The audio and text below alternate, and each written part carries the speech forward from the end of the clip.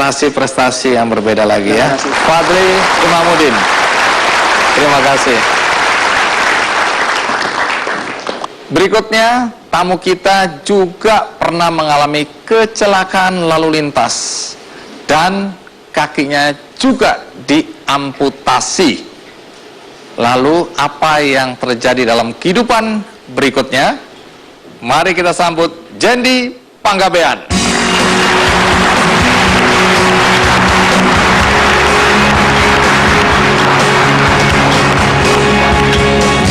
Jendi, halo, terima kasih sudah hadir.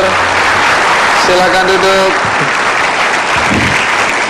Ngomong-ngomong, kalau kakimu kenapa? Kecelakaan motor. Kecelakaan motor, apa yang terjadi? Bisa cerita sedikit? Dulu waktu tahun 2004, saya sama teman saya dibonceng mau jalan-jalan pagi, terus lagi mungkin waktu masih kecil kan, masih. Ini umur berapa ini? Saya umur 11 tahun. Anak 11 tahun naik motor? Teman saya. Temanmu umur berapa? 11 tahun juga. Anak 11 tahun bonceng anak 11 tahun? Iya. Ya itulah akibatnya. Iya. Mungkin dulu hilap. Hilap. Iya. Ya dulu masih kecil lah, Iya. berpikir sejauh ini akibatnya ya. Terus apa yang terjadi? Sudah itu pas kita lagi kenceng kan naik motornya, terus terjadilah itu kecelakaan. Nabrak atau kecelakaan tunggal? Nah, kecelakaan tunggal. Iya, motor itu oleng terus jatuh. Saya nggak tahu lagi apa yang terjadi. Terus saya terpental, nggak tahu. Pas saya udah bangun, saya udah di semak-semak. Tapi saya sadar.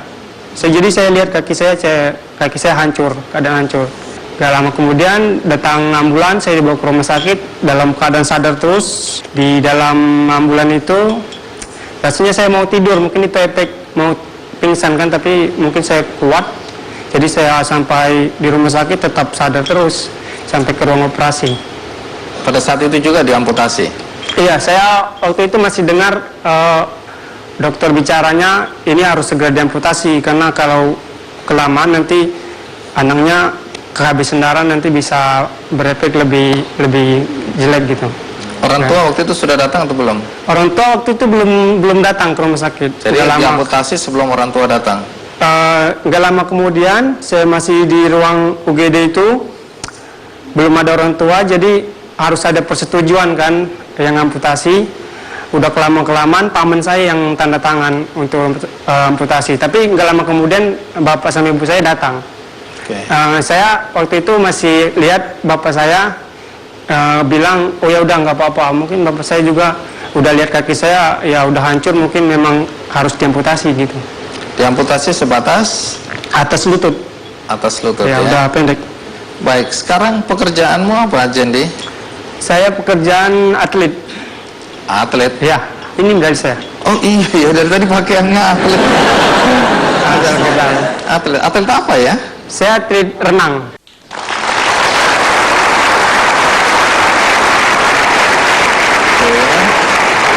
Total berapa medali yang pernah didapat? Ini sebagian saya bawa, kalau bawa semua mungkin saya gini. Sombong. Emang berapa banyak medali yang pernah didapat? Saya udah emasnya udah mungkin 12. Emas? Emas segitu banyaknya? Iya. Saya perunggu aja nggak pernah dapat.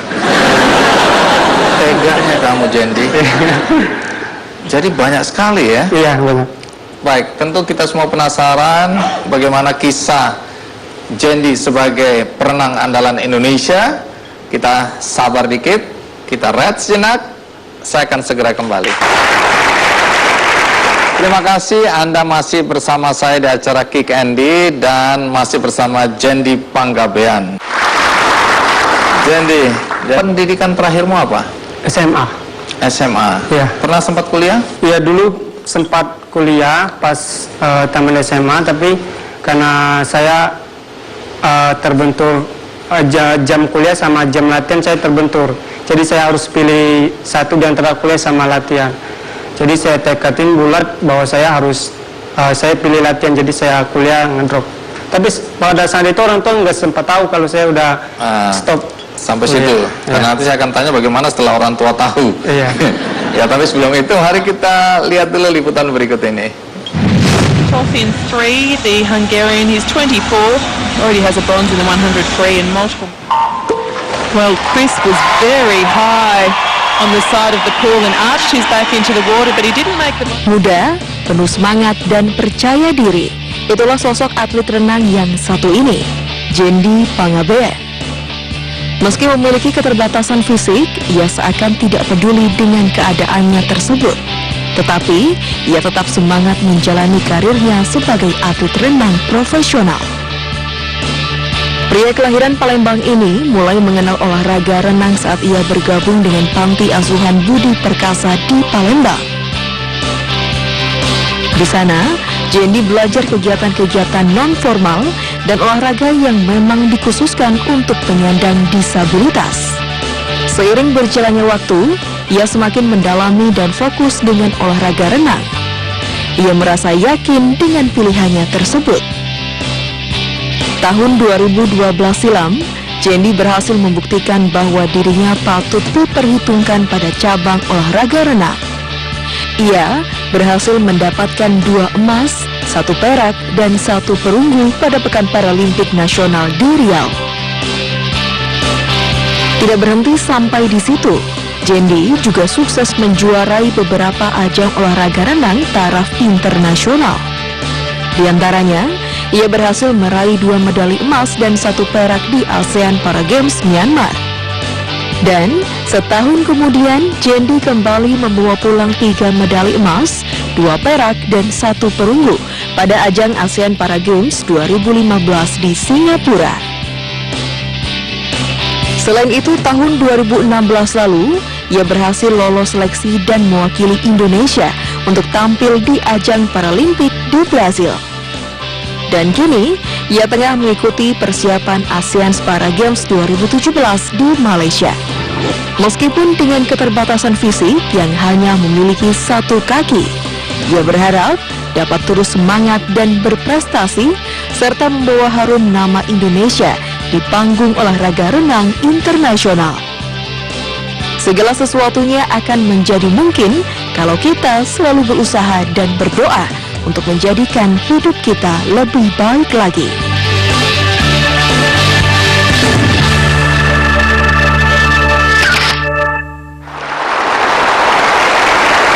Ya, kenapa kok Jendi tertarik untuk olahraga renang ini? Karena dulu saya kecil itu waktu di desa saya juga saya hobi renang. Di mana? Dekat sungai. Nah, sekarang saya ingin tahu bagaimana reaksi orang tua ketika tahu anaknya meninggalkan bangku kuliah. Omong-omong, orang tua pekerjaannya apa? Orang tua saya pekerjaannya petani karet. Petani karet. Iya. Ini jadi berarti dari keluarga yang sederhana ini. Iya, sederhana, sangat sederhana. Ketika orang tua tahu, kan pasti orang tua harapannya anaknya akan lebih baik kehidupannya daripada orang tuanya. Pasti harapan orang tua begitu kan. Nah, karena itu dengan segala daya orang tua akan mencari uang untuk menyekolahkan Jendi dan akhirnya bisa masuk ke perguruan tinggi. Iya. Tapi kemudian ditinggalkan diam-diam begitu untuk berlatih jadi atlet renang. Iya. Karena saya kayaknya udah ada feeling bahwa saya ada olahraga ini kalau saya benar-benar sungguh-sungguh dengan kerja keras, saya akan menghasilkan sesuatu yang baik untuk hidup saya nanti ke depan. Nah, pas itu terus sempat orang tua tanya, kok kamu kuliah nggak bayar-bayar gitu kan? Karena ada ini. Iya. Terus? Ya, belum ada tagihan kok, biarin aja. Terus saya nggak lama kemudian saya dipanggil Platda buat ikut Peparnas PON di Riau. Nah, dari situ saya baru kasih tahu orang tua saya bahwa saya nggak kuliah lagi, saya udah fokus renang. Tapi saya kasih tahu kalau saya udah masuk Platda dan itu udah tinggal di hotel dan udah punya gaji pertama saya. Tapi tunggu dulu, kita semua pasti ingin tahu reaksi orang tua waktu itu bagaimana? Reaksi orang tua sih biasa aja. Tapi Saya padahal berharap kamu dimarahin gitu. enggak marah mungkin, tapi mereka saya lihat dari Kecewa. sedikit kecewa kan dari wajahnya mungkin. Tapi orang tua saya selalu ingat prinsip orang tua saya bahwa ya kamu udah dewasa, kamu sudah bisa tentuin yang mana yang baik dan benar buat kamu. Jadi kamu hidup jalani, orang tua cuma bisa mantau kamu dari apa yang kamu lakukan. Nanti hasilnya akan kamu yang tahu hasilnya yang terbaik nanti buat kamu. Nah, setelah akhirnya dapat piala sebanyak itu, bagaimana komentar orang tua? Ya seneng lah. Baik. Orang tua ada di sini? Ada itu Bapak. Boleh berdiri, Bapak? Wah. Iya. Wah, Bapak yang luar biasa ya. Iya. Terus nanti ini katanya sedang dalam persiapan untuk apa? Iya, ini sekarang lagi persiapan pelatnas di Solo.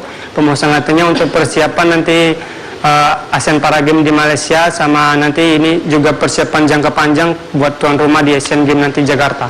Tapi ngomong-ngomong, dengan kaki semacam ini dalam kehidupan sehari-hari, apa tantangan yang dihadapi ya? Tantangannya sih nggak ada selain dilihatin orang. Tapi katanya pernah dianggap pengemis ya di bandara ya? Iya, waktu itu pernah dianggap mau ada yang ngasih uang 50.000. Itu padahal kita itu baru pulang dari Glasgow, Skotlandia. Tapi kenapa sampai bisa dikira pengemis? nggak tahu, mungkin karena kan dari perjalanan jauh, jadi muka udah sembraut, nggak mandi-mandi kan, kelelahan. Jadi kita lama di Soekarno-Hatta nunggu pesawat buat ke Solo. Jadi udah kayak gini, udah lemes di dekat toilet. Ibu-ibu ada di samping gini. Kesalahan. Sayang kali jangan duduk dekat toilet. Iya. Aduh. Terus Saya ibu nunggu datang. teman saya, dia kan masih di dalam toilet. Terus ibu-ibu itu datang di samping gini. Terus dia mau pergi, dia kasih saya uang 50.000. Terus Kenapa Bu? Gak apa-apa, ambil aja. Enggak Bu, saya bukan ini, saya bukan pengemis. Oh ya mau ya Mas, katanya gitu. Terus kalau aku terima aja. Lumayan itu ya. Terus teman saya datang, terus saya ceritain ke dia. Loh, kenapa nggak kamu ambil, katanya?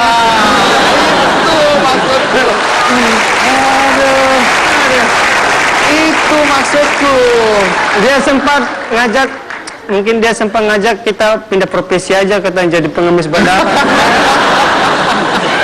Jangan kali itu jangan. Iya, jangan. Tambah turun harga Iya, dia. turun. Kalau gini kan diundang di Kikendi. Kalau kamu jadi pengemis nggak mungkin kamu diundang di sini. Ya.